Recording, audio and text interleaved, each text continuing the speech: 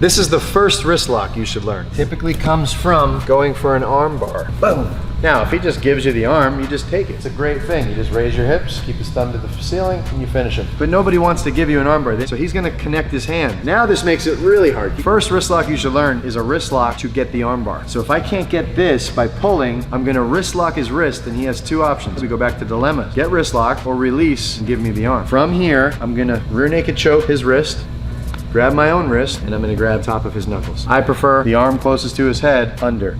Grab my wrist, I grab his punching knuckles, and I wanna push that down as I push this up, making a bend, making this bend in his wrist. Just need a little bend, right there. Once it's bent a little bit, I'm gonna insert his elbow into the center of my solar plexus, that little hole there.